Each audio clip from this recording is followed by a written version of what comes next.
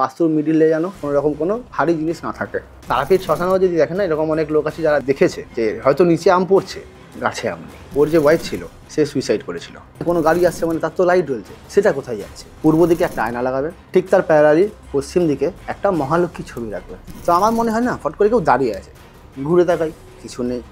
রাত্রি তারাপীঠ শ্মশানে কাটান না, দেখুন কি হয়। সবাই শুয়ে পড়েছে, ও নিজের মতন উঠে গিয়ে ওখান থেকে নোংরা জিনিসগুলো কুড়িয়ে কুড়িয়ে খাচ্ছে। 6 মাস হয়নি সেই বাচ্চাকে কোলে নিয়ে তারাপীঠ শ্মশানে ঘুরে বেড়াচ্ছে। যে আমি বুঝতে পারছি তার চেহারাটা আমার ডবল। দক্ষিণ ওপেন হলে শুধু হাওয়া নয়, ওর সঙ্গে অনেক খারাপ জিনিস ঢোকে।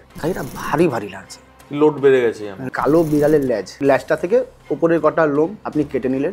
ঘরে ভুলভাল কোনো কালার করবেন না। তো ওনার হাজবেন্ড বলে না সেরকম কোনো অসুবিধা হচ্ছে না, কিন্তু আমার জানি না কেন যে আমার ভালো লাগছে না। বন্ধুর থেকে বড় শত্রু কেউ হয় না, তো বাধা দিতে পারবো না, তো আমি মুক্তি চাই না। আচ্ছা, আমি থেকে যেতে চাই। নমস্কার বন্ধুরা, এতক্ষণ আপনারা দেখিয়ে নিয়েছেন আজকে আমার সঙ্গে গেস্ট হিসেবে আছেন যে মানুষটি, তার নাম শ্রী বিক্রমাদিত্য মহাশয়। নমস্কার স্যার। নমস্কার। আপনাদের একটু বলে রাখি, সেটা হচ্ছে উনি কিন্তু বহু বছর ধরে তন্ত্র সাধনায় যুক্ত আছেন এবং বিভিন্ন প্যারানর্মাল ঘটনারও উনি সাক্ষী। তো যার ফলে আজকে ওনার সঙ্গে এই পডকাস্ট করার একটাই কারণ, ওনার মুখ থেকে বিভিন্ন ভৌতিক এক্সপিরিয়েন্স ওনার কাছ থেকে জানবো। তার সত্যতা, মিথ্যে বা যে আঙ্গিকে এটাকে দেখা হয়, যে পয়েন্ট অফ ভিউ থেকে এটাকে দেখা হয়, সেগুলো জানবো ওনার কাছ থেকে। তো শুরু করা যাক দাদা। সেটা হচ্ছে আপনার ভৌতিক এক্সপিরিয়েন্সগুলো যদি আমাদের সঙ্গে একটু শেয়ার করেন। ভৌতিক এক্সপিরিয়েন্সগুলো বলতে দেখুন, সব ঘটনা এরকমভাবে বলা সম্ভব নয়।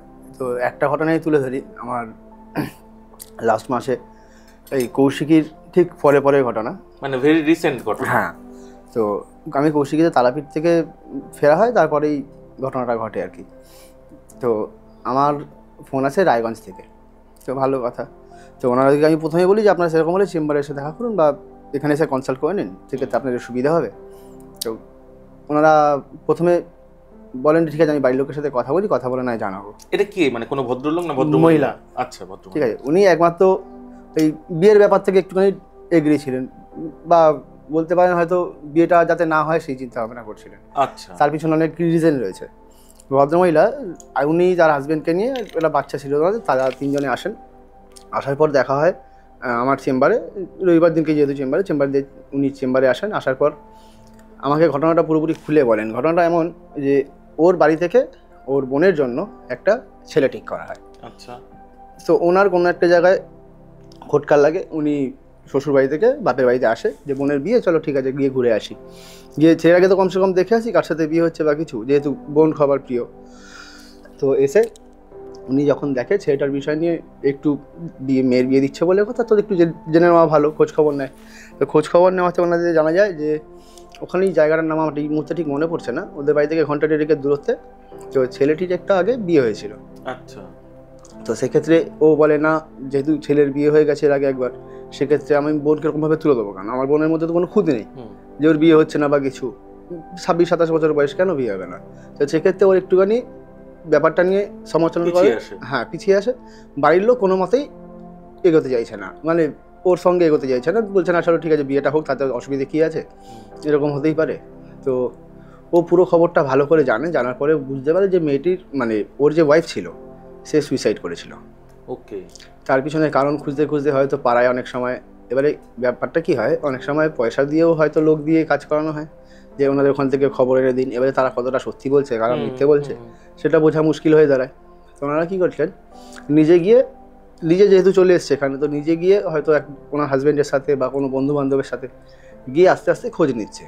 তো এই খোঁজ নেওয়াতে একদিন বল ওর মানে যে কাকা হয়, তো সবার ছবি তো আর দেখেনি, ওর কাকাকেই জিজ্ঞাসা করে ফেলেছে যে এরকম ব্যক্তির বাড়ি কোথায়।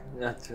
তো এবারে জিনিসটা পুরো গজপট হয়ে গেছে। তো সেক্ষেত্রে ছেলেটি ফোন করে মেয়েটিকে বলে, মানে যার সাথে বিয়ে ঠিক হয় তাকে ফোন করে বলে যে তোমার বাড়ির লোক এরকমভাবে এনকোয়ারি করছে, তো সেরকম হলে বলো আমাদের বাড়িতে চলে আসতে। মানে তখন ওই রাগের বসে বলো আমাদের বাড়িতে চলে আসতে বা এই বিষয়ে কথা বলতে। এরকম রাস্তাঘাটে লোকজন দেখেছে কথা বলছে, সেক্ষেত্রে আমার কাকাকেই জিজ্ঞাসা করছে, তো সেটা তো খারাপ। তো ছেলেরা একটু রকচটা টাইপের বলেছে। বলার পর ওনারা কী করেন, ওনারা ওইখান থেকে সেই মুহূর্তে চলে আসে। আবার পরবর্তীকালে ঠিক টুক করে খবর নিচ্ছে, নেওয়াতে জানতে পারে যে ভদ্রমহিলার সাথে বিয়ে হয়, সেই ভদ্রমহিলা, আগের যে ভদ্রমহিলার সাথে বিয়ে হয়েছে সেই ভদ্রমহিলা গায়ে আগুন দিয়ে মারা যায়। এবারে জিনিসটা হচ্ছে, সেই ভদ্রমহিলা এখন আর বিয়েটা হতে দেবে না।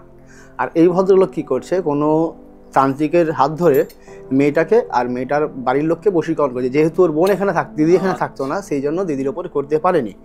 ইনফ্যাক্ট সেই মুহূর্তে মেয়েটার মা আস্তে আস্তে বিছানায় পড়ে, প্রায় মাস দেড়েকের মধ্যে বিছানায় পড়ে যায়। সেক্ষেত্রে ছেলেটার কনসেপ্ট কী ছিল, যদি ওর মা বিছানায় পড়ে যায় সেক্ষেত্রে হবে কি, ওরা যেই কাজটাকে নিয়ে ভেবেছে বা বিয়েটার জন্য ভেবেছে সেটাকে ওরা এগিয়ে নিয়ে চলে যেতে পারবে স্মুথলি। কেন কি লোকের মাইন্ড সবসময় থাকবে যে বাড়িতে যে পেশেন্ট আছে তাকে নিয়ে, বিয়ের ডেটটা ঘনিয়ে আসবে, ওরা বিয়েটা ক্যান্সেল করতে পারবে না। এই জন্য সেই সময় ওই ভদ্রমহিলা আমার সঙ্গে দেখা করে শরীর খারাপ করিয়ে দিচ্ছে, মানে এগুলো কি বান মেরে যেটা বলে টাইপ অফ বান বলতে পারেন, বা এই পুতুল ক্রিয়া যেরকম ভাবে হয়, আচ্ছা পুতুল ক্রিয়া করে হয়। এবারে বান মারা জিনিসটা খুবই ক্ষতিকারক হয় শরীরের পক্ষে, সেক্ষেত্রে বান কাটাতে হয়। বান অনেক রকমের হয়, সেক্ষেত্রে বান কাটাতে হয় বা ওখান থেকে তাকে বান রিমুভ করাতে হয়। তাছাড়াও যে পুতুল ক্রিয়াগুলো করা হয় সেগুলোও কিন্তু কাটানো যায় এবং তার কাজও হয়। হ্যাঁ, রিয়েলিটিতে কাজ হয়। আপনি এরকম অনেক জায়গায় দেখেন যারা বান মারার পর হয়তো রুগ্ন হয়ে যায়, গা থেকে না এরকম করে হাত ঘষলে দেখবেন পাউডারের মতন ডাস্ট ওঠে, আস্তে আস্তে আপনার চামড়ার ক্ষয় হয়, শরীরের রক্ত ক্ষয় হয়, আপনি খালি হাড্ডি পড়ে থাকবে, বডিতে কিচ্ছু খুঁজে পাওয়া যাবে না। দেখবেন কিছু মানুষ যদি 80-85 বছর বয়সে গিয়ে যদি ক্যান্সার বা কিছু ধরা পড়ে, সেক্ষেত্রে মানুষটাদের বিছানায় পড়ে গেলে যেরকম রুগ্ন হয়ে যায়, সেরকম মানুষটা রুগ্ন আস্তে আস্তে রুগ্ন হয়ে যায়। অনেক রকমভাবে বান মারা যায় বা বান মারার কাজ হয়। সেক্ষেত্রে আমি আপাতত এই কাজগুলো করি না, সেই ক্ষেত্রে আমি খুব বেশি ডিটেলে যাচ্ছি না। বান মারা বা মারণ ক্রিয়ার মধ্যে আমি এগুলো পছন্দ করি না বা আমার গুরু আদেশও নেই। এবারে কথা হচ্ছে, আপনি যখন কোনো মানুষকে বিয়ে করতে যাচ্ছেন, আপনি তাকে টোটালটা জিনিসটা বলুন যে আমার এই ঘটনা ঘটেছে, আগে পাস্ট লাইফ এটা ছিল, সেক্ষেত্রে হ্যাঁ, সেক্ষেত্রে কী হয়, জিনিসটা ক্লিয়ার থাকে, সবার পক্ষেই সুবিধা হয়, আমার আপনার সাথে মিশতেও সুবিধা হবে, পারিবারিক সমস্যাগুলো পরবর্তী ক্ষেত্রে আসে না। উনি কী করলেন, উনি এগুলো সব করে লুকিয়ে গেলেন, লুকিয়ে গিয়ে উল্টে তন্ত্রের সাহারা নিয়ে যখন এই জিনিসগুলো করছেন, মেয়েটি হয়তো কোনো জায়গায় খটকা লেগেছিল বলেই মেয়েটা এগোলো, আর নিজের একমাত্র বোন, তোকে তো সবাই চাইবে যে যেহেতু ঘরের মেয়ে আমি তাকে ভালো একজনের হাতে দেবো যার কাছে বোন সুখে থাকবে। দেখুন, টাকা পয়সা সবাই কামায়, সুখ শান্তিটাই আসল। সংসার জীবনে যদি সুখ শান্তি না থাকে, টাকা পয়সা দিয়ে আপনি করবেন কি? ঠিক কথা, টাকা পয়সাই সব হয় না, মেন্টাল পিসটাও দরকার। তো উনি কী করলেন, উনি যখন আমার সঙ্গে যোগাযোগ হয়, আমার প্রথমে এক তো যখন ওরা কথাবার্তা বলেন, এক এক করে বাড়ির মানে ওর যে বাড়ির পরিবেশটা, যতজন মেম্বার সবাই এক এক করে রোগে আক্রান্ত হয়। ও যেহেতু ডিটাচ ছিল সেই জন্য ও বেঁচে যায়, মানে ওর ফ্যামিলিটা বেঁচে যায়। সেখানে আমি বলি সবার আগে আপনি কথোপকথন করা বন্ধ করে দিন। যদি সেরকম হয় কোনো এসটিডি বুথ থেকে, আজকের ডেটে এসটিডি বুথ খুঁজে পাওয়া খুব মুশকিল, যদি সেরকম হয় অন্য কোনো সিম নিন বা অন্য কোনো ফোন থেকে আপনারা ফোন করে কথা বলবেন, কিন্তু যতটা পারবেন না কথা বলাই ভালো। আচ্ছা, মানে নিজেদের ফোন থেকে করলে বা অনেক সময় বোঝা যায় না, এখন তো ট্রু কলার বা অনেক কিছু হয়ে গেছে, তো অনেক সময় বোঝা যায় হয়তো বোনের পাশে বসে কথা বলছেন, কে ফোন করেছে দুম করে বলে এলো। তো আমি বলবো সবসময় এই জায়গা থেকে প্রথমে এড়িয়ে যান, ওখান থেকে দূরে আসুন, দূরে এসে বাইরে থেকে কাজটা করুন, করার পর যখন জায়গাটা ক্লিয়ার হবে সেই সময় আপনি গিয়ে ওই জায়গায় আবার অ্যাটাচড হবে। ততক্ষণের জন্য আপাতত সীমিত সময়ের জন্য আপনি ওখান থেকে দূরে থাকুন। ওখান থেকে দূরে করে তাদের ফোনটা আগে সবার থেকে যাতে ডিটাচ হয় সেই জন্য সেই ব্যবস্থা করে দিয়ে তাদের উপরে ছেড়ে দাও। ছেড়ে দিয়ে এবারে হলো কাজের প্রসেস, কী করে তাকে ঠিক করা যায় বা মানুষগুলোকে ঠিক করা যায়। তার জন্য পার্টিকুলার প্রত্যেকটা মানুষ যারা স্পেশালি মেয়েটির বাড়ির সাথে জড়িত, মা বা ওর বাবা, ফ্যামিলির যে মেম্বারগুলো রয়েছে তাদেরকে সবাইকে প্রোটেকশান দেওয়া, তার উপরে এক এক করে যে কাজগুলো ওনারা করেছেন সেগুলো রিমুভ করানো, করার পর তাদেরকে ঠিকঠাক গাইডেন্স দিয়ে যে ছেলেটির সাথে কী করলে ঠিক হবে। এবারে কথা হচ্ছে, যে মেয়েটি ওনার ওয়াইফ ছিলেন, মানে যার হয়, মানে যে গায়ে আগুন দিয়ে মারা যায়, মাঝখান থেকে তিনি কোনো রকমভাবে বাধা সৃষ্টি করার চেষ্টা করেছে। যেহেতু তার স্বামী ছিল, সে পারিবারিক কোনো সমস্যার জন্য সুইসাইড করে, তো সে কোনো এক ব্যক্তির উপরে আসে, তো সেখান থেকে সে এসে ওর বাড়িতে বলে যে এই বিয়ে আমি হতে দেবো না, মানে কোনো ব্যক্তির উপর ভর করে। হ্যাঁ, এবং তার মুখ দিয়েই বলে হ্যাঁ যে আমি এই বিয়েটা হতে দেবো না। তখন ওর গলার ভয়েস টোন চেঞ্জ হয়, কেন কি একটা ছেলের ওপর যদি কোনো মেয়ে আসে সেখানে কিন্তু গলার ভয়েস টোন চেঞ্জ হয়। সে যখন ঘটনাটা বলে, আমি বললাম সেই ব্যক্তির সাথে যোগাযোগ করা যাবে? বললো হ্যাঁ, তার সাথে যোগাযোগ করুন, সেরকম হলে দেখা করার একটা ব্যবস্থা করুন। তার সাথে দেখা করা হয়। তো এই দিক থেকে একটা সুবিধা কী হলো, উনি কিন্তু বিয়েটা হতে দেবেন না, কারণ উনার হাজবেন্ডের সাথে ওনার অমতে কোনো ঝগড়া ঝামেলার সৃষ্টি হয়, সেক্ষেত্রে উনি গায়ে আগুন দিয়ে মারা যায়। একে তো অপঘাতে মৃত্যু, তার আত্মার শান্তি হয়নি। বলছে যদি ওর বিয়েটাকে আটকানো যায় মানে আমি মেয়েটার জীবন নষ্ট হতে দেবো না, ছেলেটি ভালো নয়। তো যেহেতু একটা মেয়ে হয় আর একটা মেয়ের কষ্ট বুঝেছে, সেক্ষেত্রে আমি বললাম যে সবাই খারাপ হয় না, কেউ ভালো হয়। এবারে কী হয়, নর্মালি একটা কনসেপ্ট, যদি আপনি সাপের পায়ে মানে সাপের গায়ে পা দেন, সেক্ষেত্রে সাপ আপনাকে ছোবল মারে, তাছাড়া মারে না। তো ভূতও তাই। তো ও চাইছে যে আমি আমার হাজব্যান্ডকে নিয়েই থাকবো, হয়তো মানে আমি মরে গেছি তো কী হয়েছে, তো হাজব্যান্ড যেখানে আছে আমি সেখানেই থাকবো, কিন্তু আমি হাজব্যান্ডকে অন্য কারো হতে দেবো না, বা ওর অন্য কারো জীবন নষ্ট হতে দেবো না। তো সেই জন্য উনি আমার সাথে যখন কথোপকথন হয়, তখন উনি আমাকে একটাই কথা বলে, বিয়েটা না হওয়াটাই ভালো, তার জন্য যা যা করা হয় আমি আপনাকে হেল্প করবো, কিন্তু এইগুলো হতে দেবো না। তারপরে তার মানে আপনি যখন তার সঙ্গে কথা বলতে গেলেন আবার তার উপর ভর হলো, তার উপরে থাকতো, মানে স্টে করতো, হ্যাঁ তার সাথে সঙ্গে থাকতো। তো কিছুদিন যাবৎ মোটামুটি, যেহেতু ওনাকেও তো রিলিফ করে দিতে হয়, একটা সময় তো মানুষটাকেও রিলিফ দিতে হবে, কারণ ওর উপর একটা যখন প্রেত রয়েছেই, তাকে তো ওখান থেকে বের করতে হবে, নাহলে সে শারীরিকভাবে পুরো ভেঙে পড়বেন। কেন কি, আমার চলাফেরা আপনার চলাফেরা দুটো কিন্তু সমান নয়। আমি যদি আপনার উপরে ভর করে ফেলি, সেক্ষেত্রে কী হবে, আপনার বডির সাথে আমার বডি ম্যাচ করবে না, সেক্ষেত্রে আপনার হেলথ ইস্যু আসবে, আপনার পুরো শরীরটা ভেঙে যাওয়ার একটা জায়গা তৈরি হবে। তো সে কী করলো, সে কনসিডার করলো, ঠিক আছে যদি এই জায়গাটা আটকে যায়, সেক্ষেত্রে আমি একে ছেড়ে দিয়ে আমি আমার মতন চলে যাব। উনি এটা কথা দিলেন। সেক্ষেত্রে বিয়েটা ভাঙার জন্য মেয়েটা এমনভাবে মানে আটকে গেছিলো, মানে ওই দুদিনের কথাতে, মানে প্রথম দেখাশোনার সময় যে কথা হয়, এমনভাবে আটকে গেছিলো যে ওকে ছাড়াও বিয়েই করবে না। বাবা, সেক্ষেত্রে যাই হয়ে যাক, যদি বাড়ি ছাড়তে হয় বাড়ি ছেড়ে দেবো, কিন্তু আমি ওকেই বিয়ে করবো। এতটা অ্যাট্রাক্ট হয়ে গেছিল, এতটা অ্যাট্রাক্ট। এবং এটা কি ওই তন্ত্রক্রিয়া করেছে বলেই হয়েছে? এবারে কি হয়, যখন আপনি ধরুন আজকে দেখবেন বিয়ে করার সময় অনেকে চায় যে আপনি আপনার বার্থ ডিটেলসটা দিন, পুষ্টি বিচার করে দেবেন। আবার মেয়ের বাড়ি থেকে তো ছবি যায়, তো ছবি পাচ্ছে, নাম পাচ্ছে, তার পুরো ঠিকুজি গোষ্ঠী ডিটেলস পেয়ে যাচ্ছে, সে তো কাজ করতে সক্ষম হবেই। সে কাজগুলো করে তাকে আটকে রেখে চেষ্টা করেছিল যে বিয়েটা করে নেওয়ার। সেক্ষেত্রে একটা ভালো যে স্পিরিচুয়াল হেল্প পাওয়া যায়, যেহেতু তার আগের ওয়াইফ গায়ে আগুন দিয়ে মারা গেছে, সে হেল্প করে।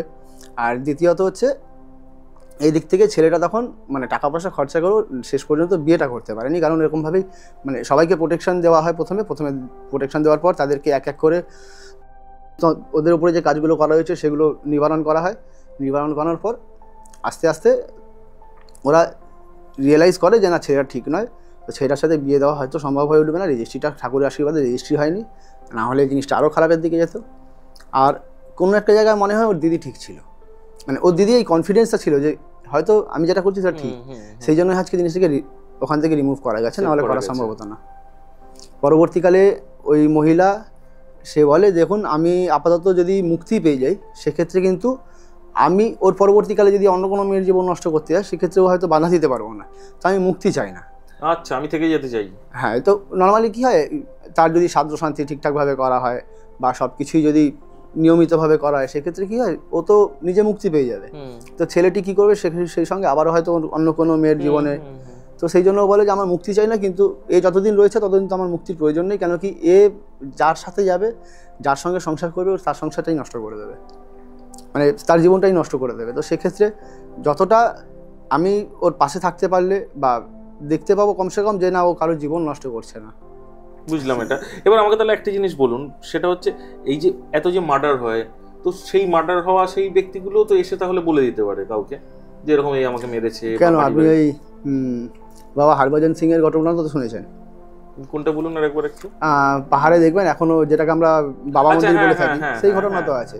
সেও তো হয়তো কোনোভাবে মারা গেছেন, কিন্তু সেটা হয়েছে, কিন্তু সেটা দেখুন, আমি তো সেটা প্রত্যক্ষদর্শী নই, মানে এখনো কিন্তু সেই মোটিভেশনটা মানুষের থাকতে হবে যে আমি হেল্প করব। হ্যাঁ, এরকম মোটিভেশন থাকতে হবে যে না, আমি কারোর হেল্প করবো, সেক্ষেত্রে সে হেল্প করতে পারে। আজকে এরকম অনেকেই আছে যারা হেল্প করতে চায়, হেল্প করতে পারে।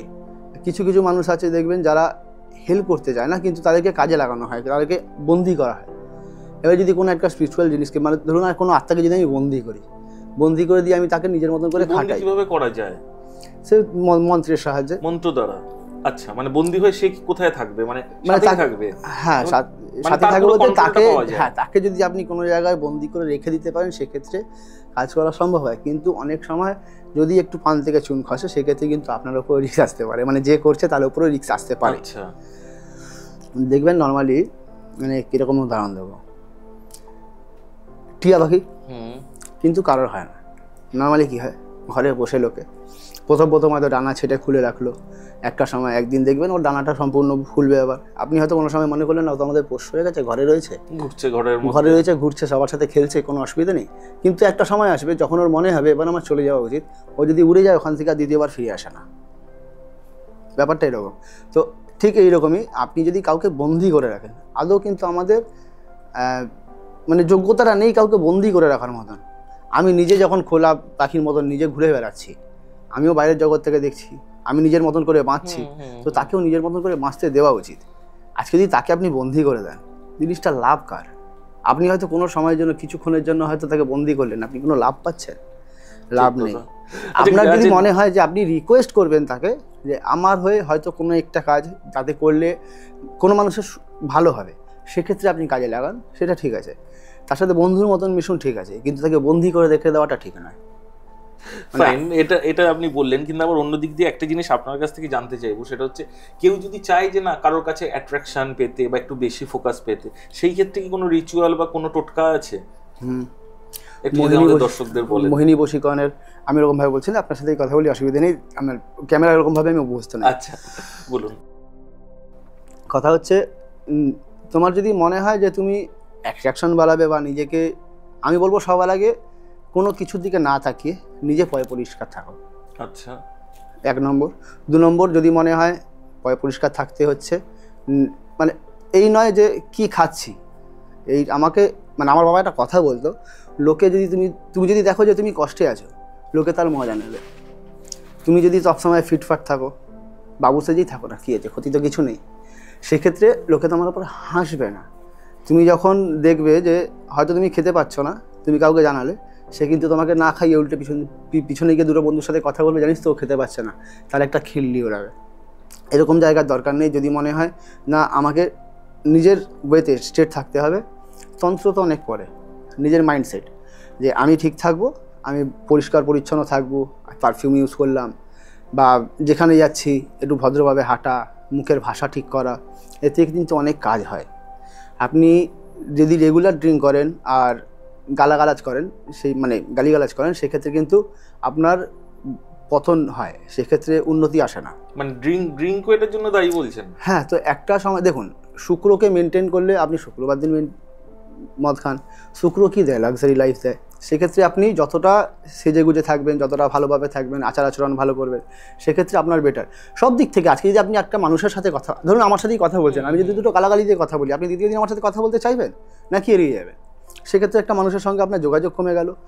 যদি এর বাইরে গিয়ে মনে হয় না আমি কিছু করব, সেই ক্ষেত্রে বলবো যে নর্মালি অনেক জিনিস হয় আমাদের মন্ত্রপুত বা কিছু কাজ করে জিনিসপত্র দেওয়া হয়, যেমন কাজল, আতর, পারফিউম, বা যেগুলো সাজার জিনিসের মধ্যে পড়ে, বা হয়তো ইয়াররিংস যেগুলো সাজার জিনিসে আসে, ঘড়ি, এমন কিছু জিনিস রয়েছে যেগুলো দিয়ে আপনার শুক্রকে ভালো করা যায় বা আপনার অ্যাট্রাকশন বাড়ানো যায়। এক্ষেত্রে আমি বলি, যদিও পাবলিক স্পেসে এরকমভাবে বলা ঠিক নয়, কিছু মেয়েরা আছে যারা বাইরে কাজ করে, তো তাদের কিছু কাজের ধরন আলাদা, আমি খোলাখুলি বলছি না কীরকম ধরনের কাজ, হয়তো তাদের কাজের ধরন আলাদা। তারা কি করেন, কাস্টমার ডিলিংয়ের সময়, যে কোনো ধরনের কাস্টমার ডিলিংয়ের সময় তারা এই জিনিসগুলো ব্যবহার করেন। আচ্ছা, ঠিক আছে, মানে অ্যাট্রাকশন বাড়ানোর জন্য এই জিনিস তারা রেখে দেয় নিজের কাছে। হ্যাঁ, অনেক সময় অনেক ক্ষেত্রে হয় যেগুলো খুব ওপরের দিকে গেলে হয়তো কবচ দেওয়া হয়, তাছাড়া পারফিউমস, কাজল, এগুলো কিন্তু তারা ইউজ করেন। এবারে আতর, পারফিউম আর কাজল এমন একটা জিনিস, আপনার সামনে যে কোনো ব্যক্তি হয়তো পরে এলো, আপনি তাকে না বলতে পারবেন না, ওনারা পরে আসতেই পারে, তাতে কোনো অসুবিধা নেই, আপনি তাদের সাথে এগ্রি হবেন। আর কিছু ক্ষেত্রে এগুলো কাজে লাগে, যেমন যারা মার্কেটিং লাইনে আছে বা এক্সেট্রা, অনেক আজকে কনভিন্স হ্যাঁ টাইপের যে কাজগুলো আছে, হ্যাঁ, যারা মার্কেটিং হতে পারে, অনেক কিছু রিলেটেড যা। তো সেক্ষেত্রে এবারে পাবলিকলি বলে দেওয়াটাও ঠিক নয়, যেহেতু আপনি এটাকে আবার পরে পোস্ট করেছেন কথাবার্তা। তো সেটা কি হয়, আস্তে আস্তে ওরা নিজের অ্যাট্রাকশন বাড়ানোর জন্য খুব ফাস্ট কাজ হয় এটাতে।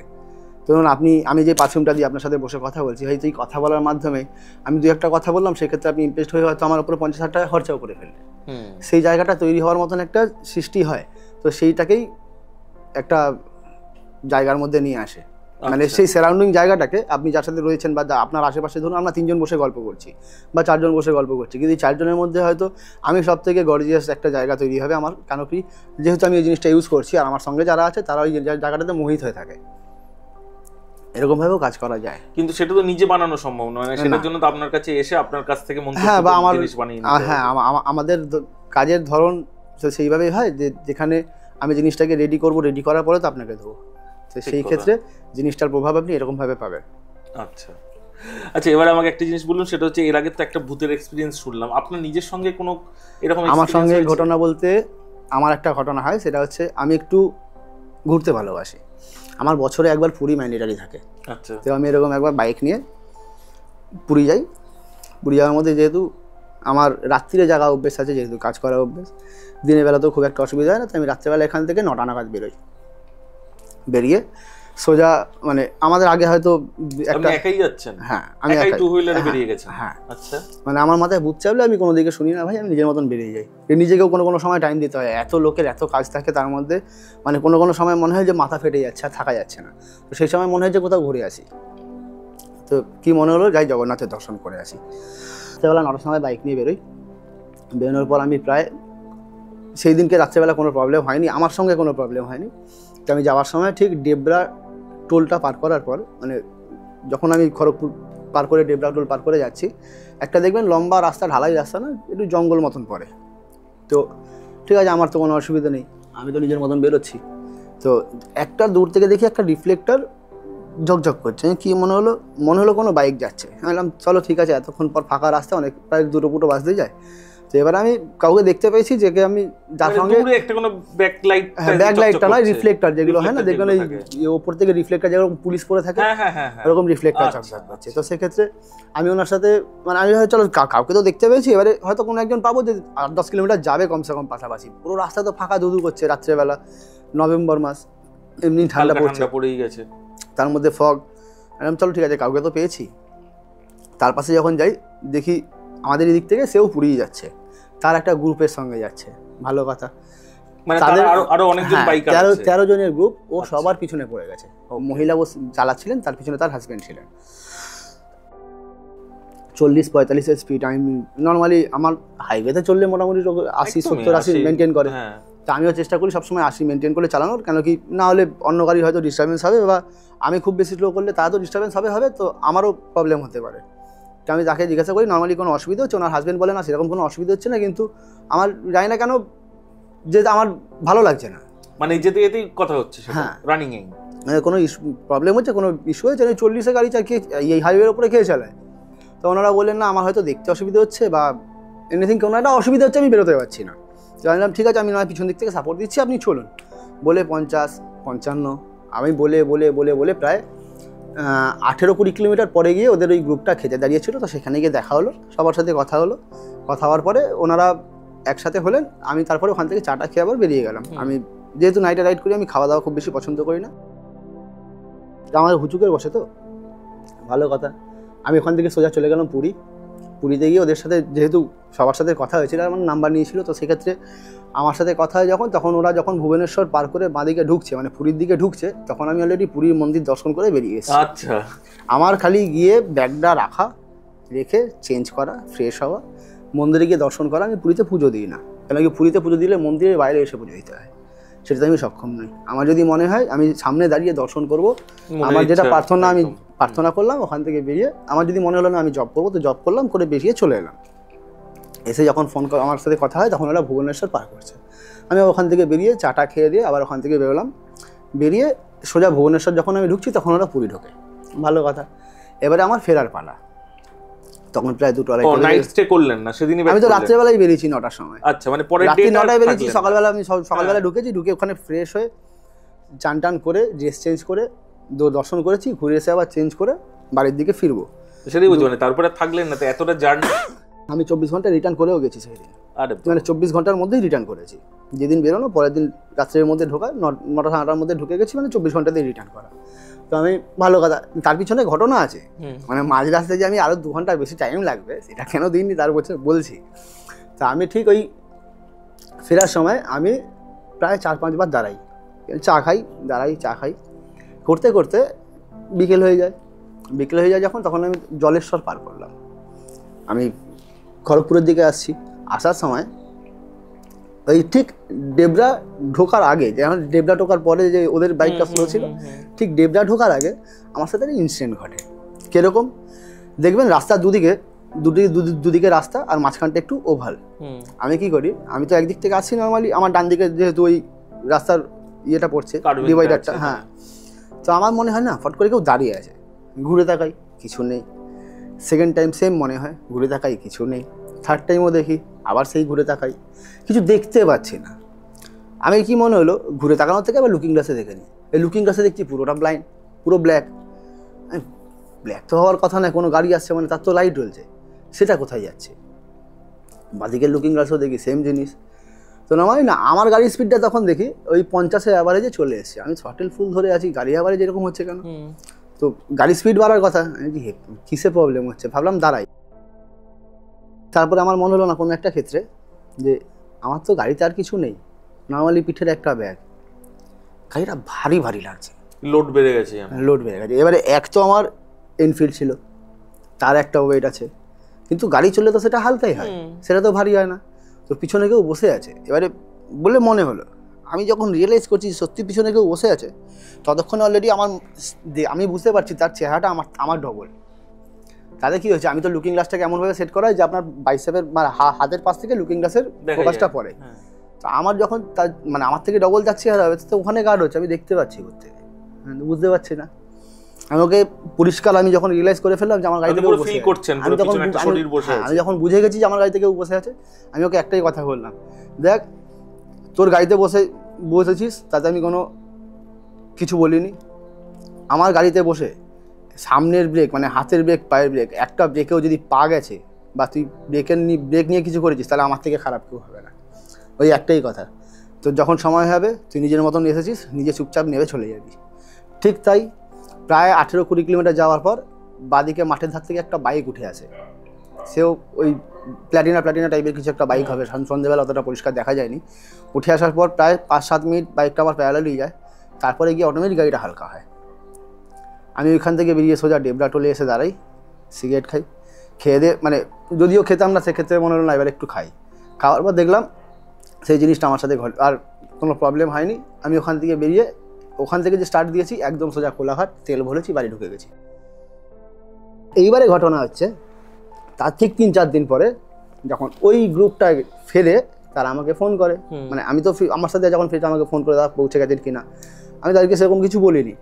ঠিক আছে, পরে যোগাযোগ করো, দেখা হোক, একদিন চায়ের আড্ডা বসবে, সবাই মিলে চা খাবো। তো সেক্ষেত্রে ওনারা কী করলেন, ওনারা যখন ফেরার পর আমার সাথে একদিন দেখা করে আমাকে বলে যে ফেরার সময় এরকম প্রবলেম আমাদের সাথে ঘটেছে। কীরকম প্রবলেম বলছে, ঠিক ওখানে বোধহয় কোনো পুজো ছিল, প্যান্ডেল করা আছে, প্যান্ডেলের পাশে মানে প্যান্ডেলের যে ব্যারিকেডগুলো হয় দেবে এরকম করে সোজা তুলে ডান দিকে তুলে বা লাইট লাগানোর যে ক্ষেত্রগুলো হয়, তো ওরকম জায়গায় দাঁড়িয়ে এরকম অনেকবার দেখেছে ওরা যে এরকম জায়গায় কেউ দাঁড়িয়ে ডাকছে ওদেরকে, মানে স্পেসিফিক কোনো মানুষকে এরা দেখা দিয়েছে আর তাদেরকে ডেকেছে, একজনকে নয় অনেকজনকেই। এবং ওই গ্রুপটা ওই রাত্রিবেলা ফিরছিল না, ওই গ্রুপটা ওরকম হয়তো সকালবেলা বেরিয়েছে, যেহেতু লম্বা গ্রুপ ছিল তাদের ফিরতে লেট হয়েছে, ওরা 9:30-10টা নাগাদ ঢুকেছে। তো বিকেল হওয়ার পর থেকে ওরা এই জিনিসগুলো রিয়েলাইজ করেছে, ওরা দেখেওছে। এটা আমার সাথে ঘটা একটা ঘটনা, কিন্তু হ্যাঁ, কিন্তু আমার সাথে যেহেতু দেখুন আমার তো প্রত্যেকদিন একটা জব থাকে, প্রতিদিন মিনিমাম 10 মালা জব থাকে, আমি এটা করি। তো তাছাড়াও হয়তো স্পেশালি কোনো ক্ষেত্রে আমি যদি কখন পুরীতে গেলাম বা আমার কোনো তীর্থস্থানে গেলাম, তো সেখানে গিয়ে আমি একটা টার্গেট রাখি যে এখানে গিয়ে বসে আমি হয়তো এত জব করব। আমি মণিকর্ণিকায় যখন গেছি, মণিকর্ণিকাতে হয়তো যারা আমার ফেসবুকে আছে তারা দেখেছে লাইভটা হয়তো আজকে ডেটে নেই, তো আমি মণিকর্ণিকায় গেলেও জব করি। আমার 6টা জ্যোতির্লিঙ্গ করেছি, 6টা জ্যোতির্লিঙ্গতে বসে জব করা হয়। তো আমি চাই যে যতটা আমার জব কাউন্ট বাড়বে বা আমি যতটা আমার একটা টার্গেট রয়েছে, সেই টার্গেটটা যতদিন আমি ফিল করতে পারবো, সেক্ষেত্রে আমার মধ্যে যে পাওয়ারটা আছে সেটা আরও বাড়বে, সেটাকে আরও জাগরিত করে আমাদের 7টা চক্রকে জাগরিত করতে হয়, সেক্ষেত্রে একটা করে তো জাগরিত হবে। তো যতগুলো আমি জাগরিত করতে পারবো সেক্ষেত্রে আমি আমার লাইফটাকে সেইভাবেই লিড করতে পারবো। আর সবথেকে বড় কথা হচ্ছে আমাদের এই জায়গাটাতে আপনি যত বেশি মেডিটেশন করবেন তত বেটার, যত লোকের ক্ষতি করবেন তত খারাপ, যত ভালো করবেন তত ভালো। কেন, আমি পরবর্তীকালে আমার মানে পরলোক গমনের রাস্তা ততটা ভালো পরিষ্কার থাকবে। ব্যাপারটা এইখানেই। তো মানে আপনার ধারণা কি আফটার ডেথ আর কি হয়? কি হয় তো নর্মালি আশা করব পরে আবার একটা জন্ম নেওয়ার, সেই জন্য নিজের ভালো কর্মের ফল যাতে পরবর্তীকালে আমাকে পরের জন্মে যাতে কোনো রকম কোনো খারাপ কিছু নিয়ে না জন্মাতে হয়, সেইটাই চেষ্টা করবো আর কি করবো। আচ্ছা, এমনি আমাদের মানুষ হয়ে এর থেকে বেশি কিছু করা সম্ভব নয় যে আমি পরবর্তী, দেখুন আমরা সবাই একটা একটা করে নির্দেশ নিয়ে এসেছি, আমাদেরকে সেইভাবে পরিচালনা করা হয়। আমাদের শরীরটাই আমাদের, কিচ্ছু নেই।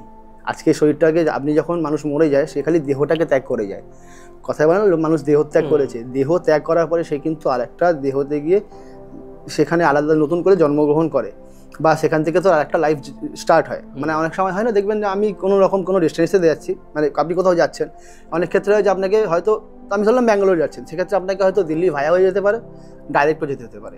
তো আপনি যখন এই জার্নিটা করছেন, আপনার লাইফটাও কিন্তু একটা জার্নি। তো এই জার্নিটাকে যখন আপনি নিয়ে যাচ্ছেন, চেষ্টা করবেন সবসময় যে আমি যদি দুটো ভালো কাজ করতে পারি, সেক্ষেত্রে আমার ফলটা কিন্তু ভালো আসার সম্ভাবনা 100-200%। তাহলে কি আমার রাস্তাটা পরিষ্কার রইল, পরবর্তীকালে আমি যে জন্মটা নেব সেখানে হয়তো আমাকে সেই কষ্টটা ভোগ করতে হবে না।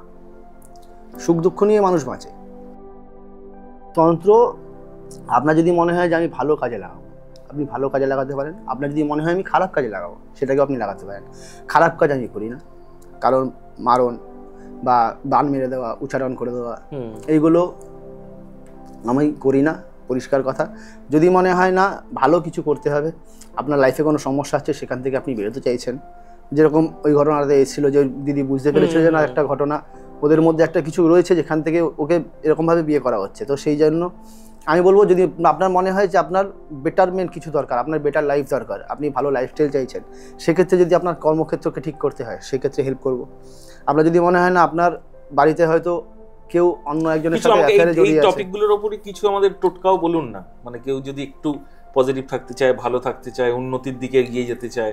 উন্নতির দিকে এগিয়ে যেতে গেলে সবার আগে নিজের মেন্টালিটি সেট করা, সেট করে যদি মনে হয় যে আচ্ছা আমি একটা টোটকা দিয়ে দিই, যদি মনে হয় যে আপনার ঘরে উন্নতি সেভাবে আসছে না, সেক্ষেত্রে কী করবেন, আপনি পূর্ব দিকে একটা আয়না লাগাবেন, ঠিক তার প্যারালালি পশ্চিম দিকে একটা মহালক্ষ্মী ছবি রাখবেন। আচ্ছা, মহালক্ষ্মীর ছবি মানে দেখবেন যার দুদিকে দুটো গজ রয়েছে, হাত থেকে মানে হাতে বা দেখবেন ধান পড়ছে, হ্যাঁ ধান পড়ছে না, মুদ্রা পড়ছে, তো সেই রকম লক্ষ্মী যে পদ্মে বসে রয়েছে, অনেকে ধনলক্ষ্মী বলে, অনেকে গজলক্ষ্মী বলে, লক্ষ্মীর ছবি পশ্চিম দিকের দেওয়ালে লাগাবেন, যাতে তার রিফ্লেক্ট হয় আয়নার মধ্যে হয়ে। আপনার প্রত্যেক দিনের কাজ থাকবে অষ্টলক্ষ্মীর নাম জপ করা। আজকের ডেটে গুগল করলে পেয়ে যাবেন অষ্টলক্ষ্মীর নাম।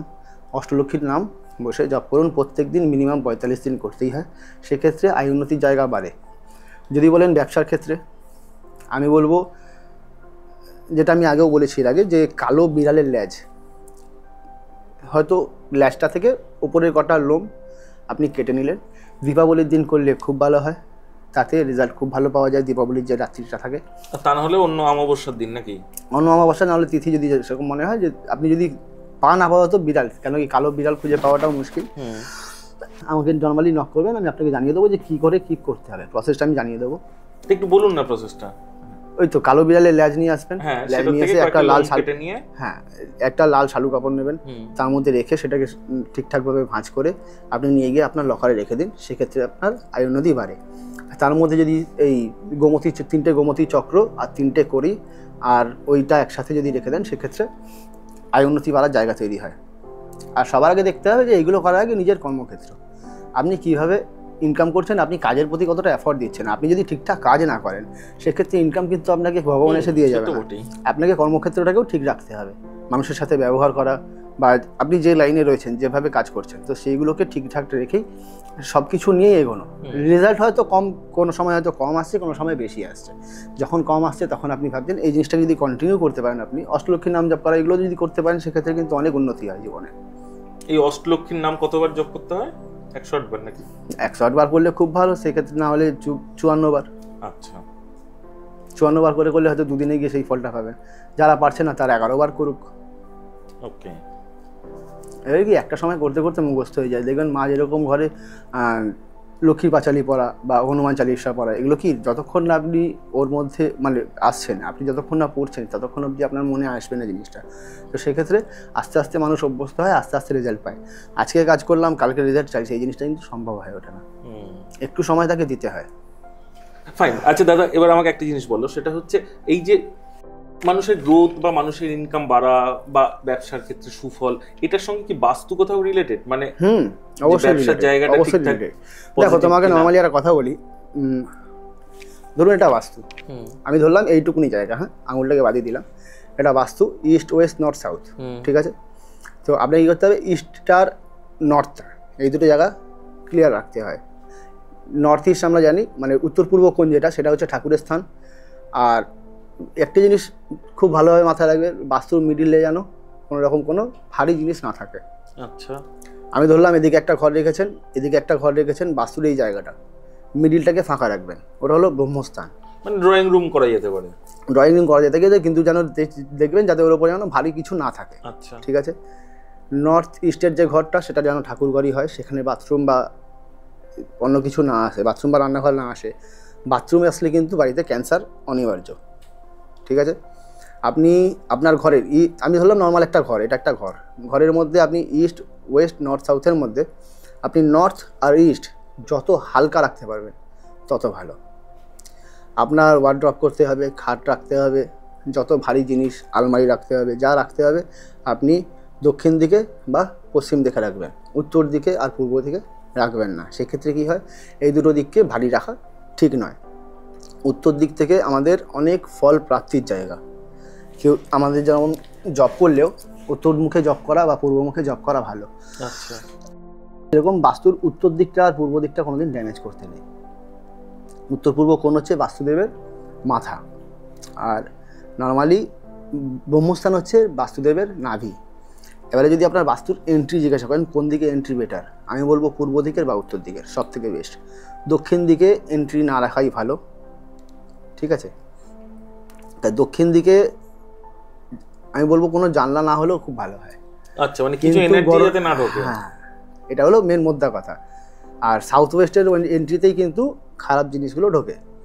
আর লোকে চায় কি গরমকালে হাওয়া খাবো বলে দক্ষিণ দিকটা খোলা, দক্ষিণ ওপেন হলে শুধু হাওয়া নয়, ওর সঙ্গে অনেক খারাপ জিনিস ঢোকে।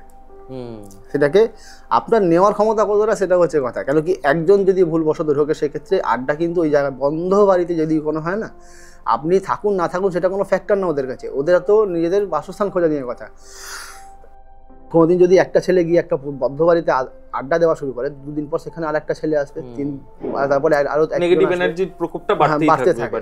সেক্ষেত্রে দক্ষিণ দিকটা যতটা ক্লোজ রাখা যায় তত বেটার। এবার এই বাস্তুকে পজিটিভ রাখার উপায় কি, মানে এই যাতে নেগেটিভ এনার্জি বেশি না এন্টিটি আসতে পারে? সেক্ষেত্রে আমি বলবো বাস্তুতে পঞ্চধাতু, মানে চৌকাঠ। আমাদের কাছে আজকের ডেটে তো মডার্ন চৌকাঠ ছাড়া সবাই এখন ফ্ল্যাট বা বাড়ি চৌকাঠ আর হয় না, কিন্তু চৌকাঠটা থাকা জরুরি।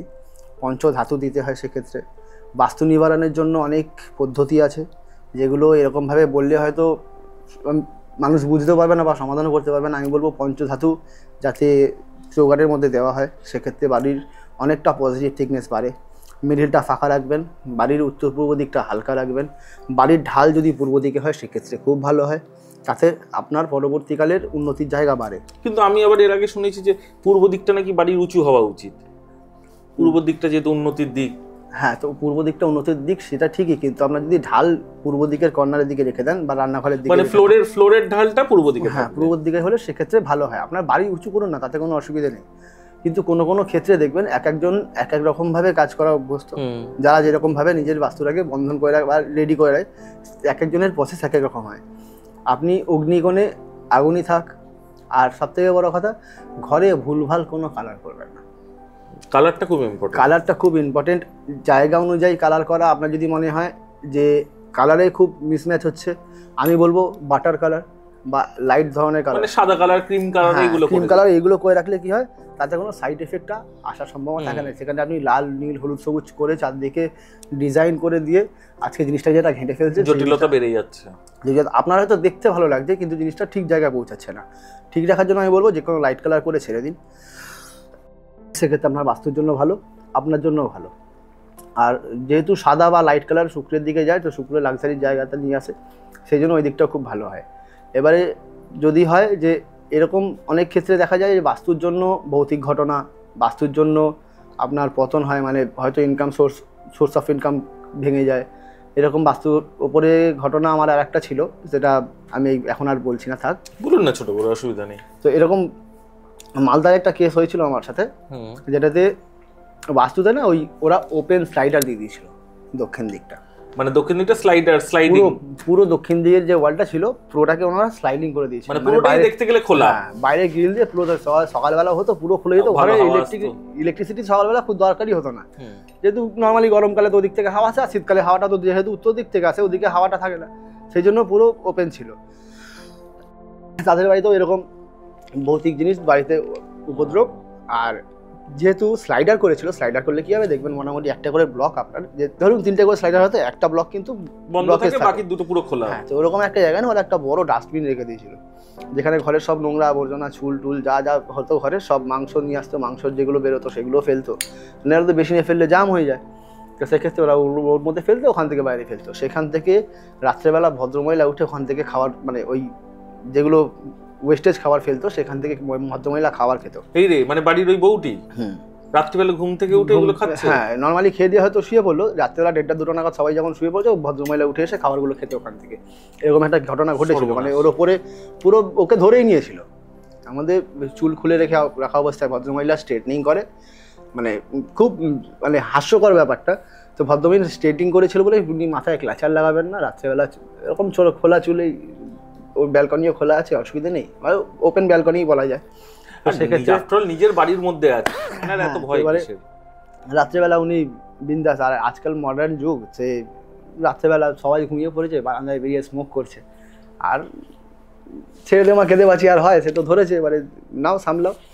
সে পরিষ্কার থাকার জায়গা আরো নোংরা হয়ে যাচ্ছে, হাজবেন্ড যখন আসছে বাড়িতে সে তো দেখছে এরকম অবস্থা, কি করা যায়, তখন এরকম একজনের কাছে যায়, সে কোনো রকম সুরাহা বুঝতে পারেনি, তারপরে সেকেন্ড টাইম না থার্ড টাইম বোধহয় আমার কাছে ঘুরে আসে, আমাকে যখন ভিডিওগুলো নিয়ে এসে দেখা হয় না, তুমি তো অলরেডি ধরেছেন ভিডিওর মধ্যে, নর্মালি ওর যা আচার আচরণ দেখা যাচ্ছে সেগুলো তো ভিডিওতে দেখা, বড় ভিডিও করে রেখেছে, এরকম নোংরা জিনিস ওখান থেকে তুলে খাচ্ছে, বাবা, মানে সবাই শুয়ে পড়েছে, ও নিজের মতন উঠে গিয়ে ওখান থেকে নোংরা জিনিসগুলো কুড়িয়ে খাচ্ছে, বেসিনে গিয়ে হাত রাখছে, লোকে গিয়ে খাবারের জিনিসে হাত মারে, ফ্রিজে হাত মারে। আমরা রাত্রেবেলা হলে কি করবো, যদি কিছু গুনসুটিও করতে ইচ্ছে করে আমরা কি করবো, না ফ্রিজ থেকে খুলে দেখি কি আছে গিয়ে খাই। আমার ঘরে পুরীর খাজা রাখা থাকে, আপনি 12 মাস আমার বাড়িতে এলে পুরীর খাজা পাবেন, কেন আমি ওটা ভালো লাগে আমার, যখন মনে হয় না কিছু খেতে হবে আমি এক টুকরো ভেঙে মুখে দিলাম, তারপরে জল খেলাম, আমার ঠিক আছে চলো, আর কোনো অসুবিধা নেই। তো এরকম ওর কোথায় ফ্রিজ খুঁজবে না কোথায় খাবারের জায়গা খুঁজবে তা না খুঁজে ওগুলো খুঁজে বেড়াচ্ছে। তো জিনিসটা কি হয়, এতটা বরটা যখন বুঝতে পারে তখন 2-3 জনের সাথে যখন কথা হয়, তারপরে আমি মানে প্রথম দেখাতেই মনে ও নিজেই বলছে যে এর উপরে কিছু ভর করে আছে, এরকম কোনোদিন ছিল না, এই নোংরা জিনিসে হাত দেবে না, ঘরে কাজের লোক এসে কাজ করতো হাত দিত না, সেক্ষেত্রে ওখান থেকে বের করে খেয়ে নেবে, এরকম তো হতে পারে না। তো সে ঠিক আছে, তার উপরকে তাকে ডেকে নিয়ে এসে, মানে মিথ্যে কথা বলে আর কি কলকাতায় নিয়ে এসে আমার এখানে নিয়ে এসে তাকে তার মধ্যে থেকে সরানো হয়। দিয়ে আমি তো সব যখন বাড়িটার কথা দেখি, মানে বাড়িটা যখন উনি ভিডিও নিয়ে আসে, তখন সবার বাড়িতে তো যাওয়া সম্ভব নয়, আর সবাই বাড়িতে নিয়ে যাওয়াটাও একটু চাপ হয়ে যায়, কারণ তার মধ্যে একটা খরচা থাকে, আমার এখানে যাওয়া আসা তারও একটা খরচা হয়ে যায়। উনি যখন এসেছিলেন ট্রেনে এসে ভিডিও করে নিয়ে এসেছেন, তো যখন আমি দেখলাম ওখানে দক্ষিণ দিকে এই জিনিসটা করে গেছিলেন, ইমিডিয়েটলি আপাতত যাই করুন না কেন আপনি ওই স্লাইডারটাকে খুলে দিয়ে জায়গাটাকে বন্ধ করে দিন, যদি সেরকম হয় একটা উইন্ডো রেখে দিন, কিন্তু সকালবেলা খুললেন, বিকেলের দিকে হয়তো 3টের পর থেকে বা দুপুরে খাওয়া দাওয়া হয়ে গেল, তারপর আপনি বন্ধ করে দিন, সারাদিন বন্ধ থাক, অসুবিধা নেই, মানে অন্যান্য জানলাগুলো খোলা থাক, তাতে কোনো অসুবিধা হয় না। বাড়ির ছাদ, রাস্তা দিয়ে মানুষ যাওয়া আসা করে ঠিকই, কিন্তু বাড়ির ছাদের ওপর থেকেও কিন্তু এন্টিটিরা ঘোরাফেরা করে, বাড়ির ছাদের ওপরে গাছের ওপর থেকে তাদের একটা প্যারালাল ওয়ে তৈরি হয়ে যায়, বাড়ির ছাদের ওপর দিয়ে যাওয়া আসা। অনেক সময় দেখবেন বাড়ির ছাদের ওপরে আওয়াজ পাওয়া যায়, সেক্ষেত্রে বাড়ির ছাদগুলোতে আমি বলবো রাত্রেবেলার দিকে মেয়েদের চুল না খুলেই যাওয়া ভালো, যদিও আজকের ডেটে লোকে বিশ্বাস করে কম, লোকে আগে ভুগবে মানে তারপরে গিয়ে বিশ্বাস করবে, তো তাছাড়া মানুষ এখন আর গতি খুঁজে পায় না, সেক্ষেত্রে আমাদের ঝামেলা পোয়াতে হয়। ছাদে এরকম ওপেন ছাদে বসে সন্ধ্যেবেলা খাওয়া দাওয়া করা উচিত না? উচিত না, সেক্ষেত্রে তুমি ছাউনি ইউজ করো। আচ্ছা, আজকে যদি তোমার বাড়িতে কোনো অনুষ্ঠান হয় তুমি কি ওপেন ছাদে করবে? আজকে যেগুলো অনেক সময় আজকে দেখবেন, না হলে কলকাতায় অনেক রুফটপ তাই বলে বোধহয়, হ্যাঁ রুফটপ ক্যাফে বা বার আছে, সেখানেও দেখবেন কিন্তু ছাতা লাগানো থাকে, তারাও একটা ছাতা দিয়ে দেয়। খোলা আকাশের তলায় খাওয়াটা এক তো ঠিক নয়, অন্ধকার জায়গায় খাওয়া ঠিক অ্যাকচুয়ালি কি হয় মানে এর আগের বয়সে আর কি কলেজ লাইফে যেমন বহু পিকনিক হতো তো ওইভাবেই মানে ছাদের উপর পিকনিক করা হচ্ছে, মাঠে পিকনিক করা হচ্ছে। একদিন করে ফেলছেন ঠিক আছে, না হলে দেখবেন যেখানে রান্না করে সেখানে একটা ছাউনি দিয়েই রান্না করা হয়, ছাউনি ছাড়া রান্না করে না। আর আপনি যখন পিকনিক করছেন সীমিত মানে কিছুক্ষণের জন্য হয়তো খাওয়াটা খেলেন ঠিক আছে, কিন্তু আপনাদের নর্মালি যদি এখন ছাদের উপরে রাত্রেবেলা গিয়ে আড্ডা মারা অভ্যেস হয়ে যায়, তাহলে তো রাস্তায় দাঁড়িয়ে চা খেলেও বিপদ। আপনি যদি এই কথাতেই আসেন তাহলে রাস্তায় দাঁড়িয়ে চা খাওয়া, রাস্তায় দাঁড়িয়ে মোমো খাওয়াও তো বিপদ। রাস্তার ধারে দোকানে তো ছাউনি নেই, আর সবার তো ক্যাফেতে গিয়ে খাওয়াটা সম্ভব নয়, কারণ কি সবাই তো সেই জায়গাটা মেনটেন করতে পারে না। তো আমি যদি সেই জিনিসটাই ধরি, আপনাকে দেখতে হবে আমি কোথায় খাচ্ছি, কখন খাচ্ছি, কেন খাচ্ছি। আপনি যদি এখন রাত্রেবেলা একটার সময় আপনি চারটি মাংস আর না হলে মাছ ভাজা নিয়ে গিয়ে ছাদের উপরে বসে মদ খাবেন, সেটা তো ঠিক না। মানে এনটিটি টানবেই না? হ্যাঁ, এনটিটি টানতেই পারে। আপনি তো মদ মাংস রয়েছে, মাছ রয়েছে, সেখানে না আসার কোনো ব্যাপারই নেই, তা আসতেই পারে। আপনি সেটাই করুন, চিলে গোটায় ঘরে বসে খান, আর অথবা উপরে একটা ছাতা বা শেড দিয়ে খান নাকি? না, আপনি ওপেন ছাদে যাওয়ার থেকে চিলে কোটায় বসে খাওয়া ভালো, না হলে বাইরে কোথাও খেয়ে আসুন। বাড়ির ছাদে ওপেন ছাদে বসে খাওয়ার তো কোনো মানে হয় না। আপনার একটা টাইম পিরিয়ড যেখানে জনবসতি রয়েছে, দেখুন আপনি যে জায়গাটায় রয়েছে এখানে যেখানে 10 জন রয়েছে, আমি একটা মোমোর দোকানে গেলাম বা বিরিয়ানির দোকানে গেলাম, হয়তো অনেক সময় দেখবেন আজকাল ব্লগাররা রয়েছেন, তারা কিন্তু হাতে বিরিয়ানি নিয়ে বাইরে দাঁড়িয়ে খেয়ে নিয়ে একটা ব্লগ করছে। বা তাছাড়া ধরুন আপনি যেমন রাস্তার ধারে যে দোকানগুলো হয়, তারা তো হয়তো অনেক সময় হয়তো লালুগুলুর দোকান শুনেছেন তো? হ্যাঁ, মাটনের ঘুগনি করে। এবারে ওরা কি করে, ওরা কি আপনাকে বসার জায়গা দিতে পারছে না, সেক্ষেত্রে মানুষ রাস্তায় দাঁড়িয়ে খাচ্ছে। কিন্তু একটা সাডেন টাইম পর্যন্ত যেখানে সবাই একত্রিত হয়ে গেছে, আপনি একা গিয়ে যদি কোথাও এগুলো করতে যান, সেক্ষেত্রে তো আপনি তাকে আহ্বান জানাচ্ছেন। মানে গ্রুপে থাকলে বলছেন ভূতেরা অতটা এফেক্টেড হয় না। এবারে কি হয়, যখন আপনাকে একা পায়, আপনি একা থাকলে যে কোনো জায়গায় আপনি যদি পাবলিকালিও কোনো একটা ভুল করে বসেন, সেক্ষেত্রে কিন্তু পাবলিক যখন আপনাকে ধরে না, আর একা থাকলে কিন্তু জিনিসটাকে চেপে ধরে বেশি। দু চারজন রয়েছে সেখানে কিন্তু এসে আগে আপনার সাথে নেগোশিয়েট করে, বা এই জিনিসটা কেন করছেন বা এটা কেন করবেন, এটা করা আপনার ঠিক নয়। তো সেই জন্য যদি মনে হয় এগুলো পারলে অ্যাভয়েড করাটাই, না হলে আপনি যদি আমাদের নর্মালি শ্মশানে আসেন, শ্মশানে আসলেও আপনি বুঝতে পারবেন অনেক সময় তারাপীঠ শ্মশানেও যদি দেখেন না, এরকম অনেক লোক আছে যারা দেখেছে যে হয়তো নিচে আম পড়ছে, গাছে আম নেই। আচ্ছা, আপনার কোনো অভিজ্ঞতা হয়েছে তারাপীঠ শ্মশানে? না, আমি সেরকম ভাবে কোনোদিন কিছু দেখিনি, কিন্তু ফিল করা যায়। আচ্ছা, আপনি তারাপীঠ শ্মশানে ফিল করতে পারবেন, প্রত্যেকটা পদে পদে ফিল করতে পারবেন। বা আপনি যদি কামাখ্যাতেও যান, ওখানেও কিন্তু প্রত্যেকটা পদে পদে ফিল করতে পারবেন যে আপনার আশেপাশে কিছু আছে, কিন্তু আপনি সেটাকে হয়তো সেই জায়গাটা তৈরি হতে হবে যে আগে আপনি তাকে দেখতে পাবেন বা তার সাথে কথা বলতে পারবেন। আমি বলবো খুঁচিয়ে ঘা না করে আপনি যে রাস্তায় যাচ্ছেন সেই রাস্তায় আপনি চলতে থাকুন। আপনার যদি মনে হয় না এই যে রাস্তায় কোনো কেউ আছে, সেরকম হলে এড়িয়ে যান। কিন্তু এই নয় যে আমাকে গাড়ি জোরে এর উপর দিয়ে যেতে হবে, যা হবে দেখা যাবে। এই জিনিসটা করতে গিয়ে হিতে বিপরীত হতে পারে। আমি খুব সহজ ভাষায় কথা বলি, গল্পের ছলে বা বন্ধুর মতন কথা বলি। এই যে তারাপীঠ শ্মশানেও তো বহু এখন মেয়েরা ঘুরতে যাচ্ছে খোলা চুলেই। হ্যাঁ, আমি এরকমও দেখেছি, হয়তো 6 মাস হয়নি সেই বাচ্চাকে কোলে নিয়ে তারাপীঠ শ্মশানে ঘুরে বেড়াচ্ছে। তো যদি এর উপরে কারোর এই যে আঁশ গন্ধ, বা একটা 6 মাস বয়সের বাচ্চার যে মায়ের দুধ পান করে, তো তার তো একটা তার শরীরেও পড়ে, তো সেখানে একটা গন্ধ আছে। তো এটা কিন্তু দুজনের পক্ষেই খারাপ। মানে এগুলো মায়ের বেশি অ্যাট্রাক্ট হয়, হতেই পারে, মায়ের পক্ষেও হয়, বাচ্চার পক্ষেও হয়। কেন কি, আবার যদি মায়ের ঠান্ডা লাগে বাচ্চারও ঠান্ডা লাগে। মা যদি কোনো রকমভাবে আসক্ত হয়, সেক্ষেত্রে কিন্তু বাচ্চাদের ওপরে প্রবলেম আসতে পারে। তখন কি হবে, জিনিসটা একটা ক্রিটিক্যাল জায়গায় গিয়ে দাঁড়াবে। আমি বলবো না যাওয়া ভালো। সেক্ষেত্রে একটু অ্যাভয়েড করে যান। ঘুরতে যাবেন ঠিক আছে, মায়ের কাছে গেলেন, দর্শন করলেন, চলে আসুন। শ্মশানে যেতে হবে তার তো কোনো বাধ্যকতা নেই। আপনি আজকে ছাড়া কি আর শ্মশান যেতে পারবেন না? আপনার সারা জীবন পড়ে আছে, যখন খুশি যান। কিন্তু শেষ দিনে তো যেতেই হবে, সেটা তো পরের কথা। আপনি কোথায়, আপনার 3.5 হাত জমি কোথায় লেখা আছে কেউ জানে না। আপনি তো কোনো একটা জায়গায় গিয়ে দেহত্যাগ করবেন, সেটা তো অনেক পরের কথা। আপনি যদি মনে হয় যে আমার দেখতে হবে, আজকে তারাপীঠে দেখে আর সেরকম কোনো মজার জিনিস পাবেন না। আজ থেকে যদি 10 বছর আগে তারাপীঠে যেতেন, সেক্ষেত্রে আপনি তারাপীঠের শ্মশানে ঢোকার আগে 4 বার ভাবতেই হতো।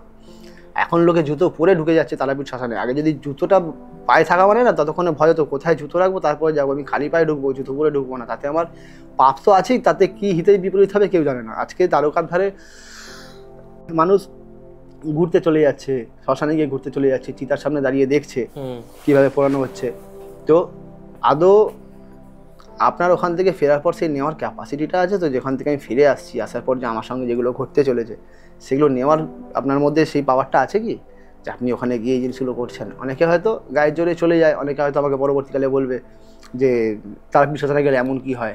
আজকের ডেটে দেখে মনে হচ্ছে না কিছু হয়েছে, ঢালাই রাস্তা হয়ে গেছে, বিন্দাস ঘুরছেন, ঠিক আছে। এই জিনিসটাই আপনি পরপর 3টে রাত্রি 4টে রাত্রির অমাবস্যার সময় করে নিন বা অন্য কোনো সময় করে নিন, দেখুন 4 রাত্রি তারাপীঠ শ্মশানে কাটান না, দেখুন কি হয়।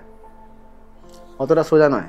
আপনি কোনো একটা কাজ নিয়ে বসেছেন, ধরুন আমি একটা কাজ করছি এরকমভাবে বসে, ঠিক আছে, তো আমার পাশে যে কোনো একটা গাছের ডাল এসে ভেঙে পড়বে না বা কেউ আমাকে ডিস্টার্ব করবে না, এটা হতে পারে না।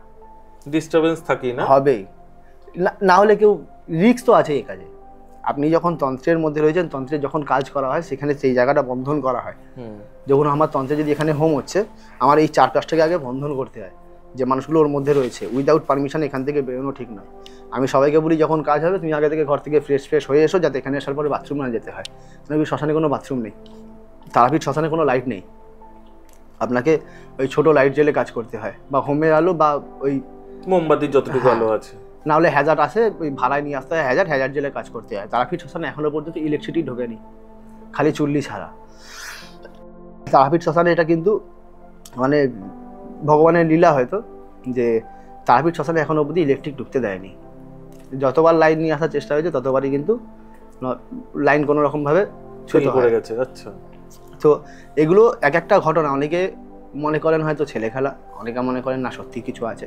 তো যখন যে বিপাকে পড়ে তখন সে জিনিসটাকে রিয়েলাইজ করে, তার আগে রিয়েলাইজ করতে পারে না। মায়ের চরণ কি ওখানে সত্যি আছে?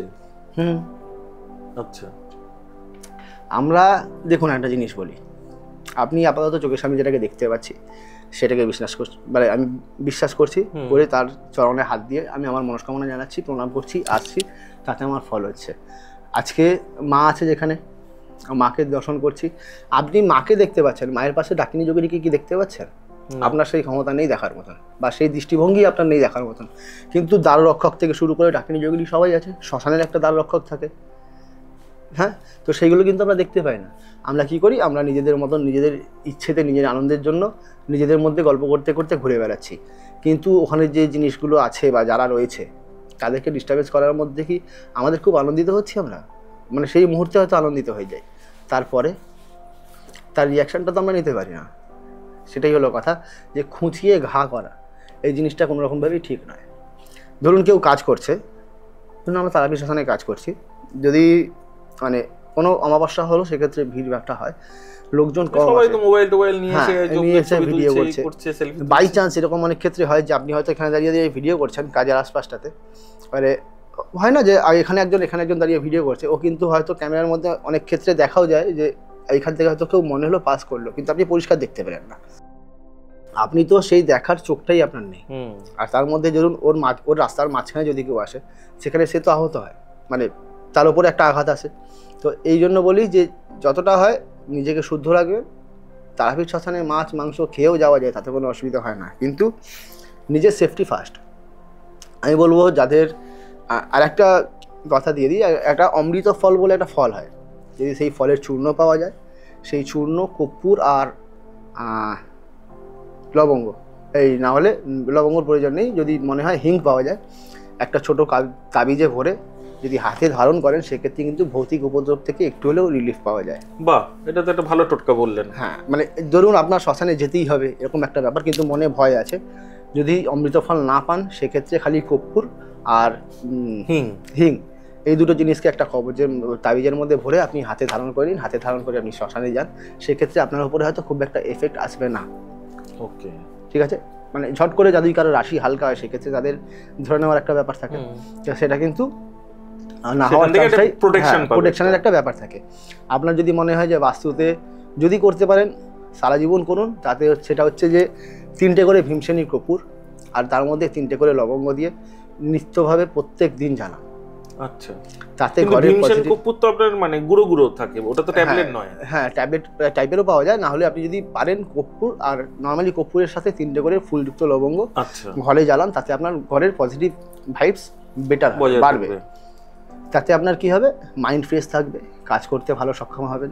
সকালবেলা উঠে যখন আপনার ফ্রেশ মাইন্ড থাকবে, আপনার ফ্রেশ কাজের নেশাটাও থাকবে ফ্রেশ, আপনি ফ্রেশ রেজাল্ট পাবেন, সেক্ষেত্রে আপনার লাইফস্টাইলটাও ফ্রেশ হবে। সেক্ষেত্রে কর্পূর খুব ভালো জিনিস, অ্যাজ আ বাস্তুর দিকে বলুন বা ইচ অ্যান্ড এভরিথিং, কর্পূর কিন্তু খুব ভালো জিনিস, মানে কর্পূর দিয়ে অনেক পজিটিভ রেজাল্ট পাওয়া যায়। ফাইন, আমরা একদম প্রোগ্রামের শেষের দিকে চলে এসেছি, বাট যাওয়ার আগে একটু জানতে চাইবো যে আপনার কথায় বা আপনার চিন্তা ভাবনায় মেডিটেশন কতটা গুরুত্বপূর্ণ? মেডিটেশন খুব গুরুত্বপূর্ণ। সবার আগে যদি আমি বলবো যে আপনার লাইফটাকে যদি একটা ঠিকঠাক ওয়েতে নিয়ে যেতে হয়, সবার আগে বলবো দীক্ষা।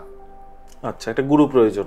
হ্যাঁ, একটা গুরু প্রয়োজন, যার গাইডেন্স, মানে বাবা মায়ের পরেও কিন্তু যদি কেউ হয় সেটা শিক্ষাগুরু, শিক্ষাগুরুর পরে যদি হয় কেউ দীক্ষাগুরু। যতক্ষণ না আপনি দীক্ষা নিচ্ছেন, একটা টাইমের পর যদি দীক্ষা নিয়ে নেন, সেক্ষেত্রে কী হয়, আপনার প্রতিদিনের যে জব হয় সেই জব করাতে আপনার মাইন্ড একটা স্ট্রেট ওয়েতে থাকে, সেখানে মেডিটেশনে খুব ভালো একটা রেজাল্ট পাওয়া যায়। আপনাকে ভুল পথ থেকে এড়িয়ে নিয়ে আসে আপনার গুরু, বা আপনি যে জব করছেন সেক্ষেত্রে আপনার মাথায় কোনো ভুল চিন্তাভাবনা আসবে না হয়তো, বা আপনার যদি সেই মেন্টালিটির বন্ধুবান্ধব থাকে এখন সেক্ষেত্রে আলাদা বিষয়। কিন্তু আপনি যদি মনে করেন না আমি মেডিটেশন নিয়ে থাকবো, আমি কাজের পরে আর 1 ঘন্টা নিজেকে সময় দেবো, আপনি মেডিটেশন করুন।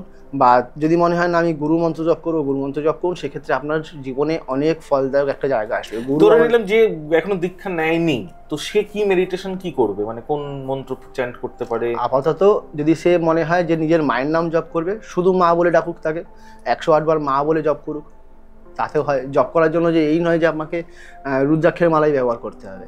আবার যদি মনে হয় যে আমি জব করব বা 108 বার গুনবো, হয়তো কোনো জায়গায় ভুল হচ্ছে, 2টো বাটিয়ে নিয়ে নিন, একটা বাটির মধ্যে 108টা লকুন্দানা গুনে নিন, সেখান থেকে একবার করে মা বলে ডাকবেন, একটা করে রুদ্রাক্ষ চেঞ্জ করলেন। যদি মায়ের পরে আপনি যদি কোনো গুরু পান, সেক্ষেত্রে গুরুর মন্ত্র, বা না হলে যদি শুধু ওম পারেন, ওম বলে নিন। তাতে কি হয়, মা আর ওম আমাদের নাভি থেকে আসে, সেই উচ্চারণটা কিন্তু খুব ভালো কাজে দেয়। যে কোনো মন্ত্রের শুরুতে হয়তো দেখবেন ওম আছে, আমাদের গায়ত্রী মন্ত্র বলি, বা যে কোনো মন্ত্রের মাঝখানে হয়তো বা শুরুতেই ওম থাকে। তো ওম থেকে শুরু করলে কি হয়, জিনিসটা নাভি থেকে উচ্চারণটা যেহেতু আসে, সেহেতু আপনার যে কোনো মন্ত্রের পাওয়ারটা সেইভাবে তৈরি হয়। কোন মন্ত্রের ক্ষমতা বেশি, বীজ মন্ত্র নাকি নর্মাল যে মন্ত্র? প্রত্যেকটা মন্ত্রের ক্ষমতা আছে। আচ্ছা, তার এক এক রকমের ভাগ হয়। আপনার মধ্যে যে পাওয়ার, আমার মধ্যে যে পাওয়ার, দুটো কিন্তু স্পেশালি আলাদা। সেরকম মন্ত্রেরও স্পেসিফিক রয়েছে, কিন্তু আপনি যে গুরুর হাত দিয়ে ধরছেন। এবারে অনেকে কি করে, আজকে এই গুরুর থেকে এই মন্ত্রটা পেলাম, নর্মালি ধরছি আমি, আজকে তারা মন্ত্রে কেউ দীক্ষা নিল, নেওয়ার পরে মনে হলো না, আবার 6 মাস পরে একটা 6 মাস পরে মনে হলো না, অনুকূল ঠাকুর নিয়ে নিল, হ্যাঁ, না, তারপরে মনে হলো যে না, আজকে বগলার মায়ের যে ধ্যান করছে বা যে ওই সিস্টেমে যারা চলে আসছে তার থেকে দীক্ষা নেবো। 4 জায়গায় দীক্ষা নিয়ে 4 জায়গায় এটা শো অফ করে কোনো লাভ নেই, খিচুড়ি হয়ে যাবে পুরো, আপনি মেনটেন করতে পারবেন না।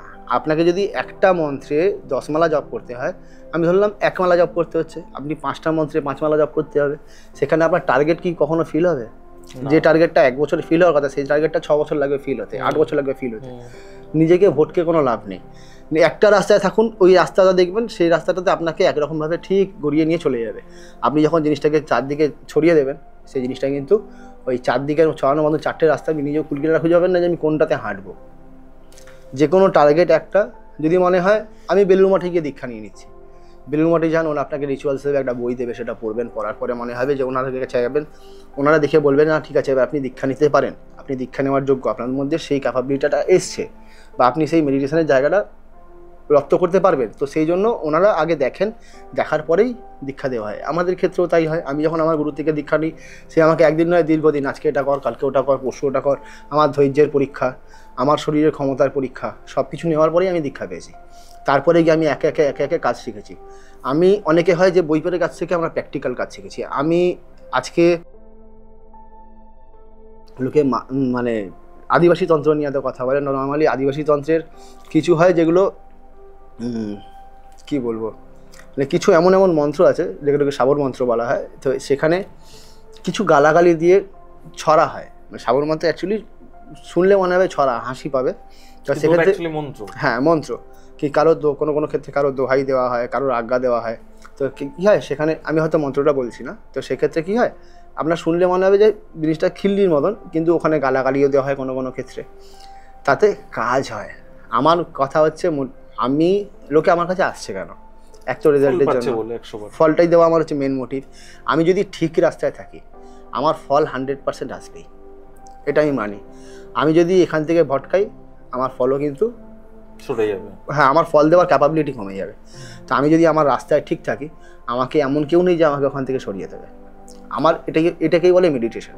আমি যদি আমার লক্ষ্য ফিক্স রাখি, আমি আমার জায়গা ঠিক রাখলাম, সেক্ষেত্রে আপনি যত যাই করুন না কেন, আপনার ওই নির্ধারিত জায়গাটায় পৌঁছানোর জন্য পিছন দিক থেকে পা ধরে অনেকে টানে। কেউ একজন থাকবে হয়তো যে আপনাকে উৎসাহ দেবে, ঠেলে এগিয়ে দেওয়ার লোক কম, টানার লোক বেশি। হ্যাঁ, এই নর্মাল ওয়েস্ট বেঙ্গলে তাই হয়, এক বালতি কাঁকড়ার মধ্যে একটা যদি বেরোতে যায়, সে আরেকজন পা ধরে টেনে নেবে, বেরোতে দেবে না। যেটা মানবী গোষ্ঠীর মধ্যে বেশি দেখা যায়, ঠিক আছে তুই কর আমি তোর পিছনে আছি, এইরকম এই জায়গায় সেই জিনিসটা কম। এখন যে হয়ে গেছে, আপনি শ্মশানে কাজ করছেন, অন্য কেউ এসে ভিডিও করে দেখাচ্ছে পাবলিকালি, আমার মনে হয় জিনিসটা দেখানোই উচিত না। আমি আজকে তন্ত্রের কাজ করছি, যেটুকুনি হোম করছি, হয়তো হোমের কোনো একটা ভিডিও দিলাম, কিন্তু আমি যে কাজ ক্রিয়াটা করছি, আমি যদি কোনো পুতুল ক্রিয়াই করছি, বা সেক্ষেত্রে আমি অন্যান্য যে কাজগুলো হয়, বা লেবুর কোনো ক্রিয়া করছি, তো সেখান থেকে হয়তো কোনো খারাপ কিছু রিমুভের কাজ করছি, তো সেক্ষেত্রে আমি যদি সেটার ভিডিও করে লোকে দেখে, এক তো যার ওপরে হচ্ছে কাজটা, তার একটা ফেস ভ্যালু খারাপ হচ্ছে, কারণ কি সে পাবলিকালি দেখে নিচ্ছে যে একে তো এরকম এই সমস্যায় পড়েছে। আমি চাই না যে এইগুলো হোক, তাই তো আমি চাই সবসময় নিজে আপনি ফ্রেশ হন। তাহলে এগুলো মানে আপনারা যারা সাধনা করেন, তো তারা সবসময় বলে এগুলো বন্ধ করতে পারছেন না কেন, যে মোবাইল অ্যালাউ হবে না? আরে বলে আপনি মানুষের মেন্টালিটি থোড়ি চেঞ্জ করতে পারবেন না। একজনকে বলবেন দুজন থাকবে, দুজনকে বলবেন চারজন থাকবে। দেখুন, কিছুটা হয় আপনার নিজের মোটিভেশন। বাবা মা ছোট থেকে বলে এসছে ভাই গালাগালি করতে নেই, গালাগালি খারাপ জিনিস, সেই সেটাই তো বাইরে বেরিয়ে গালাগালি করছে, যাকে তার বাবা মা শিক্ষা দিতে পারেনি। আমরা পোস্টার লাগিয়ে বা লোককে বলে কতটা শিক্ষা দেবেন আপনি? মানুষ যে রাস্তায় চলে অভ্যস্ত যায়, তাকে সেই রাস্তা থেকে ঘোরানো খুব কষ্টের হয়। ঠিক কথা। আপনার যদি মনে হয় যে আমি সকালবেলা ঘুম থেকে ব্রাশ করে তারপরে খাওয়া দাওয়া করবো, কিছু মানুষ সকাল থেকে রাত্রি অবধি খাওয়া দাওয়া করে ঘুমানোর সময় ব্রাশ করে, তার অভ্যেস ওটা, আপনি চেঞ্জ করাবেন কি করে? আমি বলতে চাইছি যে আমি যে কাজটা করছি, হয়তো তুমি কাজটা যেটুকুনি কাজ হচ্ছে, হোমগুলো যখন কারোর বার্থডে কেক কাটা হয়, কেক কাটার আগে ছবি তুলে নাও, ঠিক আছে? যখন কেক কাটছে তার ছবিটা সেই মুহূর্তে তুলো না, কেন? সে হয়তো পাবলিকালি আসতে নাও রাজি হতে পারে। তো সেই জন্য আমি যার কাজ করছি, সেটা তো বার্থডে কেক কাটা, এটা তো তার মধ্যে যদি আমি কোনো ব্ল্যাক ম্যাজিক কেউ করে রেখেছি, সেটাকে রিমুভ করা হচ্ছে, বা সেক্ষেত্রে তার উপরে কোনো ভূতের আশা রয়েছে, সেখান থেকে তাকে রিমুভ করানো হচ্ছে। হয়তো মেয়েটা ব্যাচেলার হতে পারে, বা ছেলেটা ব্যাচেলার হতে পারে, পরবর্তীকালে ওরা বিয়েতে সমস্যা আসতে পারে, হয়তো বন্ধু বান্ধব তাকে টোনটিটকারি করতে পারে। তো এইগুলোতে উইদাউট পারমিশন তাদের থেকে করাটা ঠিক নয়। আপনি পারমিশন দিন, তার থেকে যদি সেরকম মনে হয় আপনি কাজের জায়গা থেকে বেরিয়ে এসে সবাই একসাথে একটা সেলফি তুলে ছাড়ুন, সেটা ভালো মানা যায়, কিন্তু কাজের জায়গায় এরকম ভাবে সবার সাথে জিনিসটা করা ঠিক নয়। একদম ঠিক কথাই বললেন। যাক, অনেকক্ষণ গল্প করলাম আপনার সঙ্গে, অনেক কিছু জানলাম, এবং দর্শকদেরও বলি আপনাদের কেমন লাগছে প্রোগ্রাম আপনারা আমাদের কমেন্ট সেকশনে লিখে পাঠান, এবং আপনাদের যদি কোনো রকমের কোনো সমস্যা থাকে তো অবশ্যই আমাদের জানান, আমরাও চেষ্টা করব তার সলিউশন আপনাদেরকে দেওয়ার, অবশ্যই স্যারেদের মাধ্যমে। আপনারা ভালো থাকবেন, এবং যারা এখনো পর্যন্ত চ্যানেলটি সাবস্ক্রাইব করেননি অবশ্যই সাবস্ক্রাইব করে নেবেন। আপনিও ভালো থাকবেন। বাট একদম বিদায় নেওয়ার আগে আমার দর্শকদের জন্য আপনি যদি কিছু বলতে চান। বলতে চাই, আপনারা সবসময় পজিটিভ মাইন্ডে থাকুন, আর বন্ধু বান্ধব সঙ্গ যতটা হয় বুঝে মিশুন। আজকের ডেটে ঘরে মানে শত্রুতা করে নিজের ঘরের লোকেরা, যারা চেনে না তারা আপনার সাথে শত্রুতা করবে না, শত্রুতা করে নিজের ঘরের লোকেরা।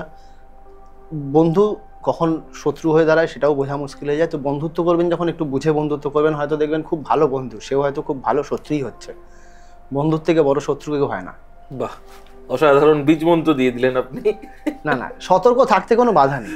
ঠিক কথা, ঠিক কথা। আজকে নিজের মা বাবাকে ছাড়া সতর্কতার জায়গা খুব কম, মানে ওর থেকে ভালো চাওয়ার লোক আপনার জীবনে কেউ নেই, আর যদি ওর থেকে খারাপ কেউ চাইতে পারে তাহলে সারা দুনিয়া আছে। আর এইটুকুনি মাথায় রাখবেন, যদি কেউ আপনার ক্ষতি করতে চায় সেটা দুপায়ে চলা কোনো ব্যক্তি, তাছাড়া অন্য কেউ নয়। বাহ, রাস্তায় হাঁটা যায়, আপনি যখন হেঁটে যাবেন একটা কুকুরও কিন্তু আপনার উপরে তখনই চেল্লাবে যখন ওর গায়ে আঘাত আসবে বা ওর কোনো ভয় পাবে। আপনাকে দেখে ভয় না পেলে রাস্তাঘাটে কুকুরও আপনার উপর দিয়ে চেল্লাবে না। যদি কেউ ক্ষতি করতে চায় সেটা কোনো মানুষ, কোনো অন্য কেউ নয়, মানে মানুষই মানুষের সবচেয়ে বড় শত্রু, আর বিশেষ করে আপনজন। অসাধারণ। যাই হোক, ভালো থাকবেন। আবারও পরবর্তীকালে আপনার সময় হলে আমরা বসবো। নিশ্চয়ই। ওকে, নমস্কার।